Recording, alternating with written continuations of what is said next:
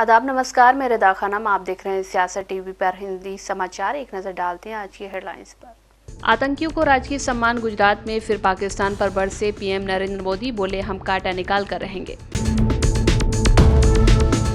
धीरे धीरे पैर पसार रहा है कोरोना वायरस। अब नोएडा में 9 केस, सभी को होम आइसोलेशन में रखा गया। कार में मिली 7 लोगों की लाश। देहरादून का रहने वाला था परिवार, पंचकूला में जाकर की आत्महत्या। संजय सिंह का पीएम मोदी पर तंज, कहा अभी तक पहलगाम हमले के खूंखार आतंकवादी मारे नहीं गए।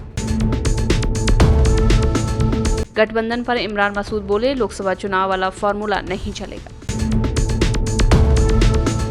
अब इजरायली प्रधानमंत्री को लताड़ा, एक के बाद एक विश्व नेताओं पर गुस्सा हो रहे हैं ट्रंप। अब समाचार विस्तार से। ऑपरेशन सिंदूर के बाद पहली बार प्रधानमंत्री नरेंद्र मोदी गुजरात के 2 दिवसीय दौरे पर हैं। आज वो गुजरात शहरी विकास की 20वीं वर्षगांठ के समारोह में हिस्सा लेंगे और गांधीनगर में विभिन्न विकास परियोजनाओं की आधारशिला रखी। पीएम मोदी ने पाकिस्तान को करारा जवाब देते हुए कहा कि ये प्रॉक्सी वॉर नहीं, आप वॉर ही कर रहे थे। उन्होंने आतंकियों का राजकीय सम्मान किया। पीएम मोदी ने कहा कि मैं नई पीढ़ी को कहना चाहता हूँ कि ये देश को बर्बाद किया गया है। देश को कैसे बर्बाद किया गया है। 1960 में जो इंडस वाटर ट्रीटी हुई है, अगर उसकी बारीकी में जाएंगे तो आप चौंक जाएंगे। यहां तक तय हुआ है उसमें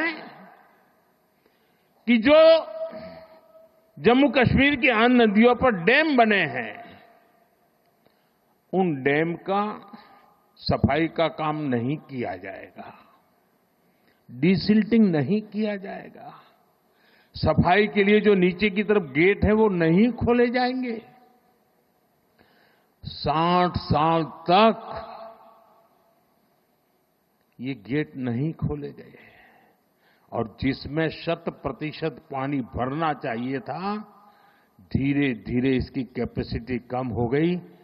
2%, 3% रह गया। क्या मेरे देशवासियों को पानी पर अधिकार नहीं है क्या? उनको उनके हक का पानी मिलना चाहिए, नहीं मिलना चाहिए क्या? और अभी तो मैंने कुछ ज्यादा किया नहीं है।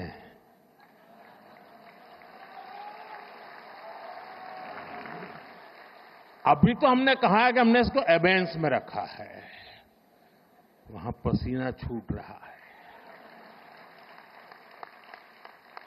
और हमने डैम थोड़े खोल करके सफाई शुरू की। जो कूड़ा कचरा था वो निकाल रहे हैं। इतने से वहां फ्लड आ जाता है। कांग्रेस नेता पवन खेड़ा ने कहा कि अभी तक हमें इसका जवाब नहीं मिला है कि 2023 में पुंछ में, 2 अक्टूबर 2024 को गांदरबल में, अप्रैल 2025 में पहलगाम में आतंकियों का क्या हुआ और आतंकी कहां हैं। सीजफायर किन शर्तों पर हुआ है, हाफिज सईद और मसूद अजहर कैसे बच गए। गंभीर मुद्दों पर गंभीर चर्चा होनी चाहिए। और ये मजाकिया विषय है नहीं। जिस तरह से वो कभी प्रेम चोपड़ा की तरह, कभी परेश रावल की तरह डायलॉग्स दे रहे हैं साहब, जा जाकर ये सिंदूर है, इसमें रगों में मांग क्या है, खून है, गर्म है, ठंडा है, और गोली खाओ, रोटी खाओ। ये प्रधानमंत्री है, ये प्रधानमंत्री है देश के। आज तक हमें जवाब नहीं मिला कि 2023 में पुंछ में जो आतंकियों ने किया, 2 अक्टूबर 2024 में गांदरबल में जो किया, गुलमर्ग में अक्टूबर 2024 में जो किया, पहलगाम में अप्रैल 2025 में जो किया, उन आतंकियों का क्या हुआ, वो कहां है। आज तक जवाब नहीं मिला कि सीजफायर किन शर्तों पर हुआ।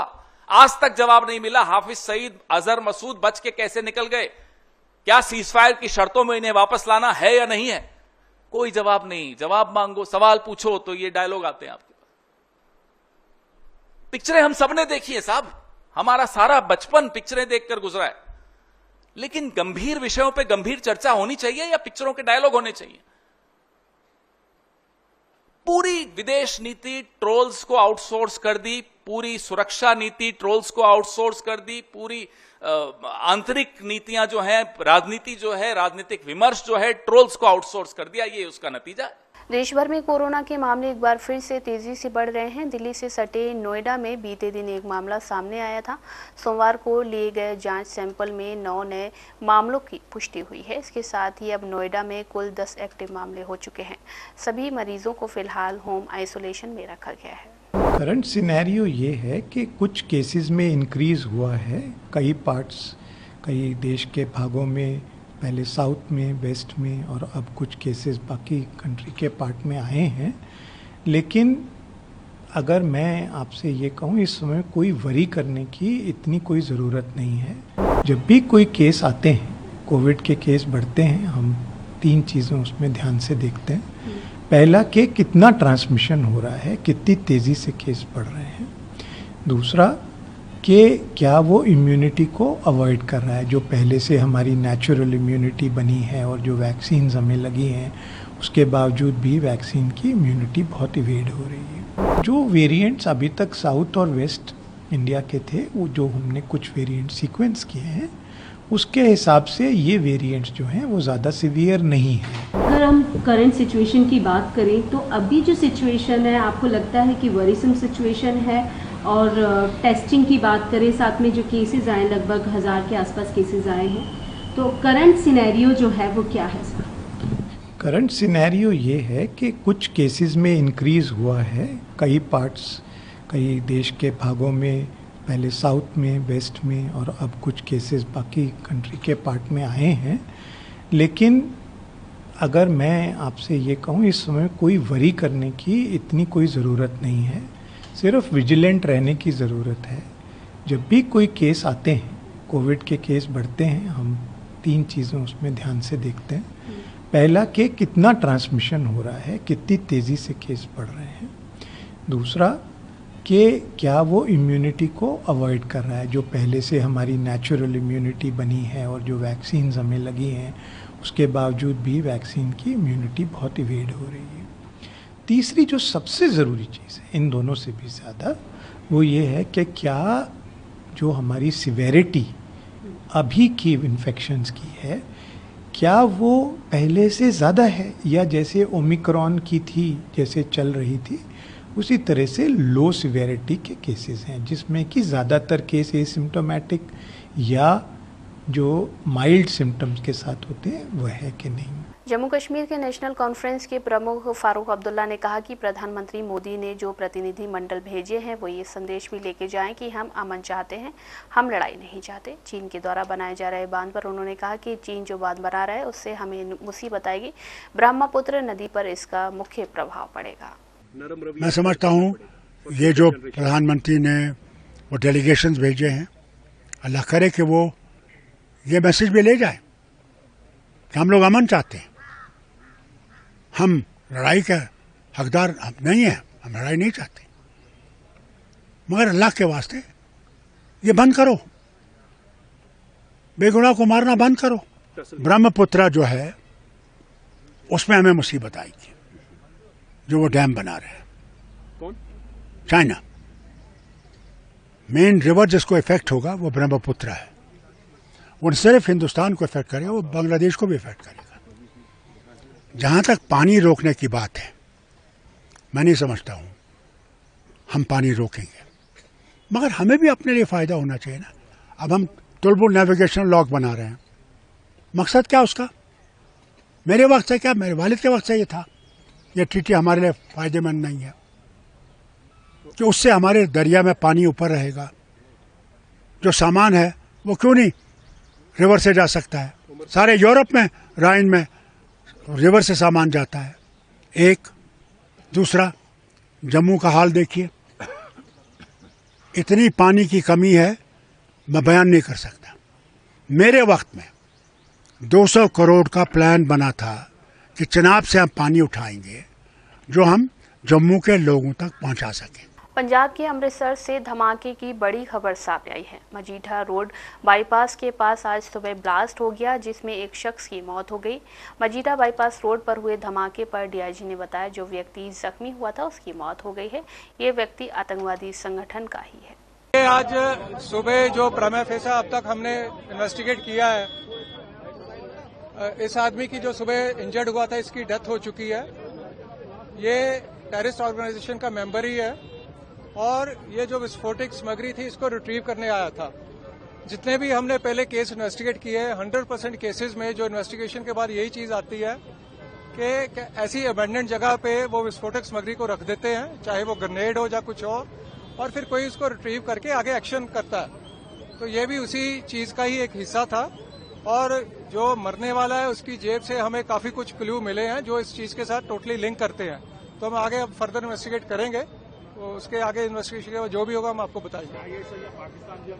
देखिए, हाँ, ये जैसे अब पंजाब में ये बब्बर खालसा और ऐसे एक्टिव ही है, तो ये मोस्ट लाइकली बब्बर खालसा का ही ये एक्टिव मेंबर होगा। तो जैसे आपको थ्रेट मिली थी बब्बर खालसा यहाँ, देखिए, ये मुझे थ्रेट मिली या पंजाब पुलिस को थ्रेट मिली, ये कोई मैंने नहीं रखती। पंजाब पुलिस का, जैसे मैंने आपको बताया, गौरवमय इतिहास है कुर्बानियों का, और हम देश की शांति और पंजाब की शांति के लिए हर वक्त लड़ेंगे और इन लोगों को पकड़ेंगे भी और कुर्बानियां देने के लिए भी तैयार है। ये चीजें हमें कुछ मैटर नहीं करती। कर दिया क्या पूरा एरिया को खाली? हाँ, अभी ये देखिए आपके सामने, ये बिल्कुल अबैंडन्ड जगह है। जैसे एक खंबा है जिसके पास ये ब्लास्ट हुआ है, यही एक निशानी होती है, वो बता देते हैं भी इस खंबे के पास आप जाएंगे तो आपको वो चीजें मिल जाएंगी। तो अब सारी सर्च कर रहे हैं। ऑपरेशन सिंदूर पर बीएसएफ के आईजी जम्मू शशांक आनंद ने कहा कि ऑपरेशन सिंदूर के दौरान बीएसएफ की महिला कर्मचारियों ने अग्रिम ड्यूटी चौकियों पर लड़ाई लड़ी। हमारी बहादुर महिला कर्मियों सहायक कमांडेंट नेहा भंडारी ने एक अग्रिम चौकी की कमान संभाली। Constable Manjeet Kaur, constable Malkit Kaur, constable Jyoti, constable Sampa और कांस्टेबल स्वप्ना और अन्य ने इस ऑपरेशन के दौरान पाकिस्तान के खिलाफ अग्रिम चौकियों पर लड़ाई लड़ी। तो इस घटनाक्रम में साथियों, दुश्मन के द्वारा ना सिर्फ कन्वेंशनल वॉरफेयर बल्कि ड्रोन अटैक्स का भी इस्तेमाल किया गया। हम सब ने देखा कि किस प्रकार आसमान में दुश्मन के द्वारा ड्रोन्स भेजे जा रहे थे जिनको भारतीय सेना और वायुसेना के द्वारा विफल किया जा रहा था।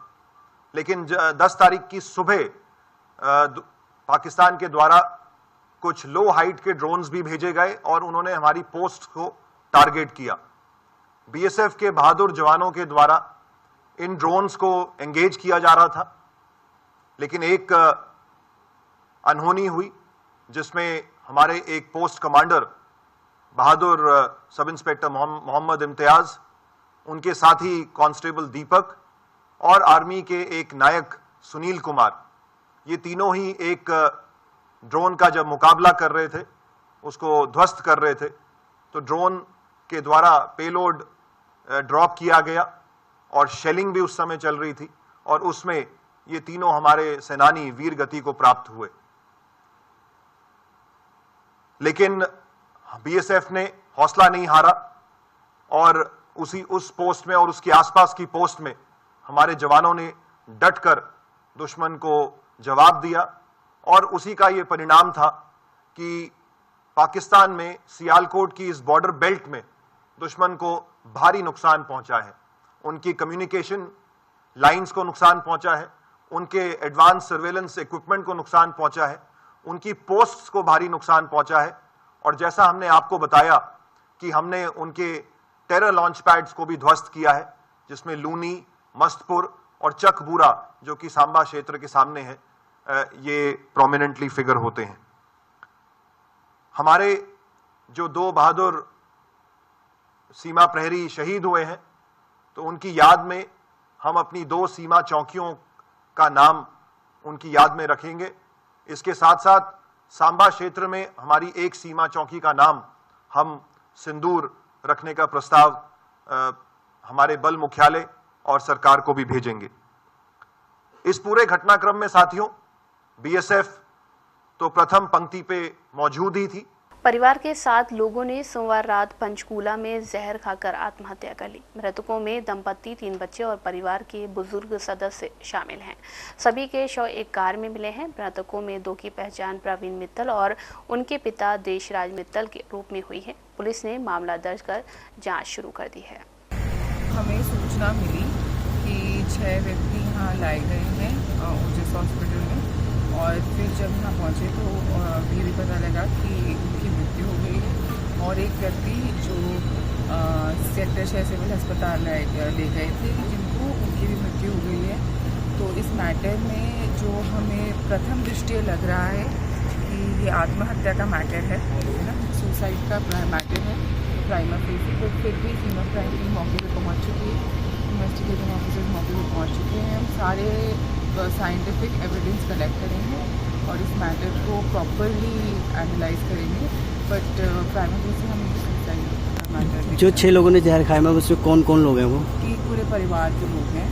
पहचान हो पाई मैम इनकी? हाँ जी, हमें पता है, अभी तो हम आइडेंटिटी डिस्क्लोज नहीं करना चाहेंगे, बट इनका पहचान हो गई है, पास में आईडीज वगैरह। छत्तीसगढ़ सरकार के प्रभावी आत्मसमर्पण और पुनर्वास नीति 2025 और नियत नेल्ला नार योजना के सकारात्मक परिणाम अब सामने आने लगे हैं। बीजापुर जिले में सुरक्षा बलों के सामने कुल 87,50,000 रुपए की इनामी 24 हार्डकोर नक्सलियों ने आत्मसमर्पण कर समाज की मुख्यधारा में लौटने का ऐतिहासिक फैसला लिया है। और सीआरपीएफ द्वारा जो नक्सल निर्मूलन अभियान चलाया जा रहा है उसके प्रभावित होकर, उसके अलावा नियत नेल्ला योजना से प्रभावित होकर 18 नक्सलियों ने आज आत्मसमर्पण किया है। इस 18 नक्सलियों में 4 जो नक्सली है बटालियन नंबर 1 के नक्सली है। करकटालो में ऑपरेशन चलाया गया था, उसके बाद जब दबाव बना है उसके बाद 4 बटालियन के नक्सलियों ने आत्मसमर्पण किया है। उसके अलावा दक्षिण बस्तर डिवीजन के जो नक्सली है वो सदस्यों ने भी काफी संख्या में आज आत्मसमर्पण किया है।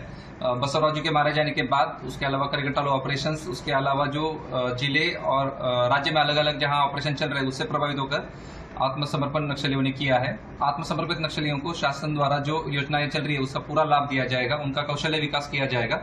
शासन द्वारा इन सभी नक्सलियों को नौकरी दिलाई जाएगी। मैं और भी सभी नक्सलियों को इससे अपील करना चाहता हूं कि जल्द से जल्द सरेंडर करें।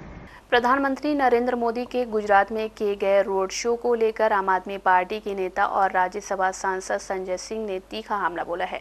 उन्होंने पीएम मोदी के रोड शो पर तंज कसते हुए पहलगाम हमले के आतंकवादियों का जिक्र किया है। उन्होंने सोशल मीडिया पर प्लेटफॉर्म एक्स पर पोस्ट कर लिखा है कि अभी तक पहलगाम हमले के खूंखार आतंकवादी मारे नहीं गए। जिन बहनों के माथे का सिंदूर उजड़ा, मोदी जी उनसे मिलने नहीं गए, लेकिन राजा बाबू कपड़े बदल बदल कर ऑपरेशन वोट बैंक के तहत पूरे देश का दौरा करने में जुटे हुए हैं। संजय सिंह ने प्रधानमंत्री नरेंद्र मोदी पर पाकिस्तान अधिकृत कश्मीर को गंवाने का आरोप लगाते हुए हमला बोला है। उन्होंने कहा कि हमारे सशस्त्र बलों ने ऑपरेशन सिंदूर में बहादुरी दिखाई और 9 आतंकवादी ठिकानों को नष्ट कर दिया। बलूचिस्तान को पाकिस्तान के नक्शे से मिटा दिया जा सकता है, लेकिन पीओके को वापस लाया जा सकता है। अगर भारत इन सुनहरे अवसरों को से चूक गया तो ये पीएम मोदी की वजह से हुआ है। बता दें कि पीएम मोदी इस समय गुजरात के 2 दिवसीय दौरे पर हैं। 26 मई को अहमदाबाद में रोड शो के बाद उन्होंने जनसभा को संबोधित करते हुए ऑपरेशन सिंदूर की सफलता का जिक्र किया। उन्होंने पाकिस्तान को कड़ा संदेश देते हुए कहा कि आतंकवाद से छुटकारा पाने के लिए पाकिस्तान की जनता को खुद आगे आना चाहिए। पीएम मोदी का ये बयान राष्ट्रीय सुरक्षा और आतंकवाद के मुद्दे पर उनकी सरकार की सख्त नीति को दर्शाता है। यूपी सरकार के मंत्री अनिल राजभर ने दिल्ली की अदालत द्वारा भारतीय कुश्ती संघ के पूर्व प्रमुख ब्रजभूषण के खिलाफ पॉक्सो मामला दर्ज करने पर कहा है कि अदालत के फैसले का स्वागत है। कभी कभी बहुत असमंजस की स्थिति पैदा होती है। प्रतिपक्ष जब किसी चीज को हवा देता है उस समय भी हमने यही कहा था कि हमारे सांसद पर जो आरोप लग रहे हैं ऐसा लग रहा है कि ये प्रायोजित है। न्यायालय के आदेश ने इसे साबित भी कर दिया है। नहीं, माननीय अदालत का फैसला है, सराखों पर है।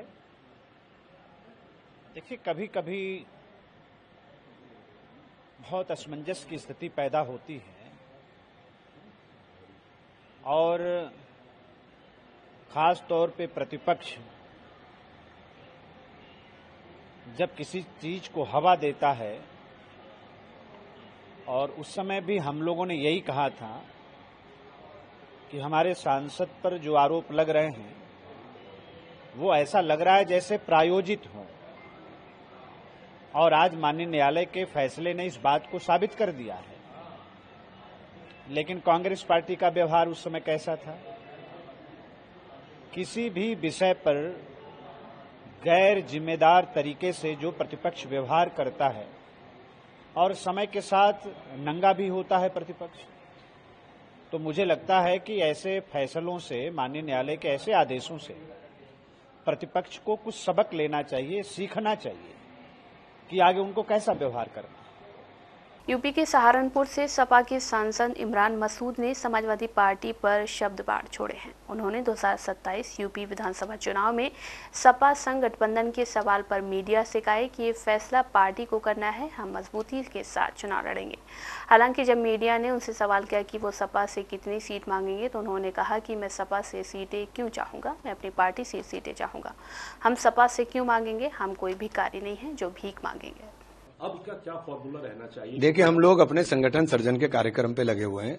हम लोग बूथ लेवल तक अपने संगठन को मजबूत करने में लगे हुए हैं और हमारे जो नेता हैं, हमारे जो कार्यकर्ता हैं, उनकी महत्वाकांक्षाएं, उनकी भी इच्छाएं हैं। राजनीति के अंदर हम उनकी इच्छाओं का दमन नहीं कर सकते, हमें उनकी भी इच्छाओं का सम्मान करना पड़ेगा। तो हम अपने संगठन को मजबूती दे करके, और अगर गठबंधन का फैसला, ये फैसला पार्टी का है कि किस तरह गठबंधन होगा, लेकिन मैं अपने कार्यकर्ताओं के, कांग्रेस के नेताओं के सम्मान के लिए पूरी मजबूती के साथ नहीं, फॉर्मूला तो पार्टी तय करेगी कि क्या फॉर्मूला होगा, लेकिन जो फॉर्मूला लोकसभा चुनाव में था निश्चित रूप से वो नहीं होगा। लोकसभा चुनाव में किस तरीके का फॉर्मूला आप क्या चाहते, क्या है कि आपकी सीटें? ये तो देखिए, ये तो जो कार्यकर्ताओं की इच्छा है उस सीटों को लेकर क्या है? ये तो फैसला पार्टी करेगी। हम तो अपनी तैयारी में लगे हुए हैं। कार्यकर्ताओं की इच्छा क्या है सीटों को? चुनाव पर लड़ने की इच्छा है, चुनाव लड़ेंगे कार्यकर्ता। लोकतंत्र के अंदर क्या होता है, इच्छाएं, चुनाव लड़ना ही तो होता है। चुनाव लड़ेंगे, हमारे पास नेताओं की कमी थोड़ी ना है। चुनाव लड़ेंगे, सब मजबूती के साथ लड़ेंगे। और सपा से आप चाहेंगे कि सीटें आपको? अब सपा से क्यों चाहूंगा मैं अपनी पार्टी से चाहूंगा। सपा से क्यों चाहेंगे, या सपा से हम क्यों मांगेंगे? हम कोई भिखारी हैं कि हम भीख मांग रहे हैं? हम किसी से भिखारी नहीं है कि भीख मांगेंगे। आरजेडी के प्रमुख लालू प्रसाद यादव दूसरी बार दादा बने हैं, तो वहीं तेजस्वी यादव दूसरी बार पिता बने हैं। तेज प्रताप यादव और अनुष्का यादव को लेकर जारी टेंशन के बीच लालू परिवार में खुशी आई है। इसकी जानकारी आज एक्स पर तेजस्वी यादव ने खुद दी है। देखिए, हम लोगों को बड़ी खुशी है, परिवार में एक नए सदस्य आज आए हैं और पूरा बिहार और देश के लोगों का प्यार, आशीर्वाद उनको मिल रहा है। इसके लिए मैं जिन लोगों ने बधाइयाँ दी हैं उन सबको धन्यवाद देना चाहूँगा, और विशेष तौर पे कि शुरू से ही उनको पता था और उनका पूरा सहयोग जो है इस काम में मिला है, तो दीदी को धन्यवाद देते हैं।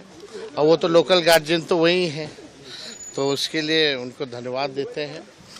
और आज मंगलवार है, हनुमान जी का दिन है, तो हनुमान जी के प्रति भी जो है हमारी आस्था है।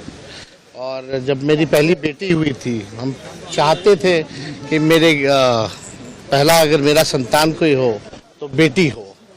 तो लक्ष्मी घर में आई, उसका नवरात्र के टाइम में वो पैदा हुई थी और छठे दिन माँ कात्यायनी के दिन उनका जन्म हुआ था और मेरे पिता ने नाम कात्यायनी रखा।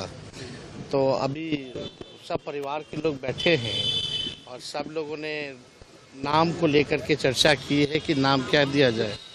तो अंत में यही फैसला हुआ है कि सब लोग जो है अपना एक एक नाम देंगे और जो हमारे पिता जो चुनेंगे उसको जो है हम लोग उसका नाम रखेंगे।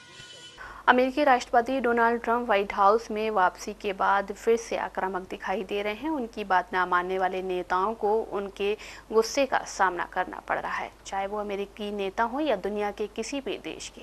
पिछले हफ्ते दक्षिण अफ्रीका के राष्ट्रपति सिरिल रामाफोसा के साथ ट्रंप की नोकझोंक हुई थी। अब उनकी इजरायली प्रधानमंत्री के साथ तीखी बहस हो गई है। इजराइल के प्रधानमंत्री बेंजामिन नेतन्याहू और अमेरिकी राष्ट्रपति डोनाल्ड ट्रंप के बीच हाल ही में हुई फोन कॉल में बहस छिड़ गई, जिसमें ईरान के साथ चल रही अमेरिका की बातचीत और गाजा युद्ध पर चर्चा हो रही थी। इजराइल के चैनल ने ये जानकारी दी। दोनों नेता तेहरान को परमाणु हथियार प्राप्त करने से रोकने के लिए एकमत नहीं है। रिपोर्ट के मुताबिक ट्रंप ने कहा कि मैं ईरानियों के साथ एक कूटनीतिक समाधान चाहता हूं, मुझे एक अच्छा सौदा करने की अपनी क्षमता पर विश्वास है। उन्होंने कथित तौर पर इस बात पर भी जोर दिया कि वो एक ऐसे समझौते की तलाश कर रहे हैं जो दोनों पक्षों के हितों की पूर्ति करेगा, लेकिन इजराइल नहीं चाहता कि ईरान के साथ अमेरिका के रिश्ते सामान्य हों। चैनल ने बताया कि कॉल का लहजा पहले से अलग प्रतीत होता है। ट्रंप नेतन्याहू से इन दिनों अलग चल रहे हैं। उन्होंने अपने मध्य पूर्व दौरे से भी इजरायल को दूर रखा था। हालांकि चैनल ने बताया कि बातचीत आपसी समझ की नोट पर समाप्त हुई। ये कोई पहला मामला नहीं है। ट्रंप ने हाल ही में दक्षिण अफ्रीका रामफोसा से बातचीत के दौरान एक वीडियो चलाया जिसमें शोतों के नरसंहार के साक्ष्य दिखाए जाने का दावा किया गया था। दक्षिण अफ्रीका ने इन सभी आरोपों को खारिज करते हुए कहा था कि गोरे लोग अपराध के मामले में औसतन ज्यादा निशाना बनते हैं, लेकिन देश में हत्या की दर बहुत ज्यादा है और पीड़ितों में ज्यादातर अश्वेत हैं। हिंदी समाचार बस यहीं समाप्त होता है। मुझे दे इजाजत। आप बने रहें सियासत टीवी के साथ।